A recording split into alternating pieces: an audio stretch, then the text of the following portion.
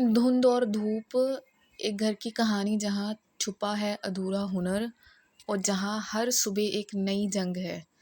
Emotional realism, anchor, negative stage. एक 24 साल की एमकॉम पास लड़की जिसे पैनिक अटैक्स आते हैं, वो वाइट पर बोर्ड पर पढ़ते पढ़ते डर जाती है। बाहर खड़ी होती है तो लगता है लोग इग्नोर कर रहे हैं। अपने डर को अपनी ताकत बनाती है, राइटिंग करती है, वो समझाती है कि उसका डर कमज़ोरी नहीं है, उसकी सेंसिटिविटी है।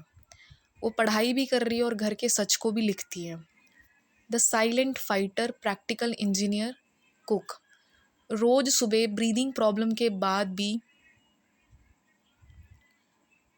अ, दोपहर को लंच या शाम को डिनर बनाना और चुपचाप सारा दिन स्क्रॉलिंग करना, धूप में बैठ के छत पे दुनिया से कटे रहना। अनन्या जब उनके हाथ का खाना खाकर उन्हें मोटिवेट करती हैं, तो उनके इस हुनर को एक टिफ़िन सर्विस या क्लाउड किचन का रूप देने में मदद करती है, जो कि आप हरपाल शेफ़ जैसे उन्होंने भी कहीं ऐसे स्टार्ट किया था, जहाँ उन्हें 12 घंटे की मजबूरी ना करनी पड़े। The forest officer, near retirement, बड़े मामू, अपनी ही फैमिली से ठुकराए हुए, रिटायरमेंट के करीब, जो पुरानी बातों में ही जीते हैं। अनन्या के मेंटोर बनते हैं। एक फाइनेंसर का पैशन, एस्ट्रोलॉजर का पैशन, अनन्या को इकोनॉमिक्स और कॉमर्स पढ़ाने में अपना अधूरा प्रोफेसर का सपना पूरा करेंगे। बाहर का मेला, अंदर का अकेलापन, घर की बालकनी और बाहर की सड़क। बाहर वीरवार का माहौल है, पीर बाबा जी के लाउडस्पीकर पर भजन बज रहे हैं। कुछ लड़के बड़ी स्पोर्ट्स बाइक पर हवा से बातें करते हुए निकल रहे हैं। कैमरामैन कहता है कि खिड़की के अंदर आता है जहाँ अनन्या खड़ी है। उसके हाथ कांप रहे हैं, दिल की धड़कन तेज है। बाहर कितनी रौनक है ना, लोग गा रहे हैं, घूम रहे हैं, पर इस खिड़की के बाहर एक अलग ही सन्नाटा है। जब मैं खुद से मिलती हूँ तो सिर्फ एक डर सामने आता है, नौकरी ना मिलने का डर, अकेले रह जाने का डर।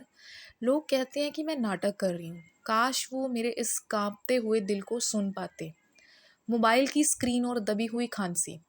घर का आंगन और लिविंग रूम, बड़े मामू सोफे पर लेटे हुए हैं, चेहरे पर थकावट है। फ़ोन पर वो फेसबुक स्क्रॉल कर रहे हैं, ये छोटे मामू की बात है। अचानक उन्हें एक गहरी खांसी उठती है, छाती पर हाथ रखते हैं, फिर फ़ोन देखने लग जाते हैं। दीदी आप हमेशा इतनी डरी डरी क्यों रहती हो, बाहर देखो सब कैसे जी रहे हैं। छोटा भाई, मेरा भाई मुझसे पूछता है कि मैं डरी क्यों हूँ, उसे कैसे बताऊँ कि मुझे इस घर की इस हकीकत से डर लगता है।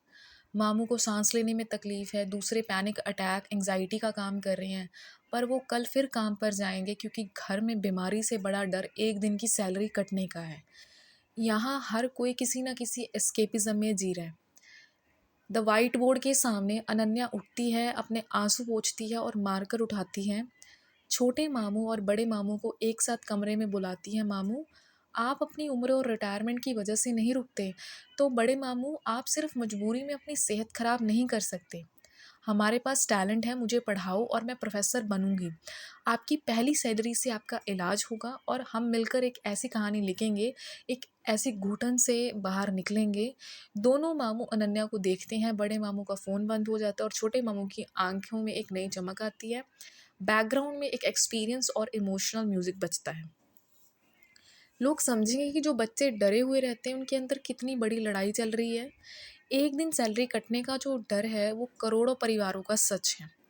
ये सीरियल दिखाएगा कि कैसे टूटी हुई लड़की अपने घर के बिखरे हुए टैलेंट को जोड़कर यूजीसी नेट की पढ़ाई पूरी करती है और अपने मामू का इलाज करवाकर पूरी घर की तकदीर बदल देती है।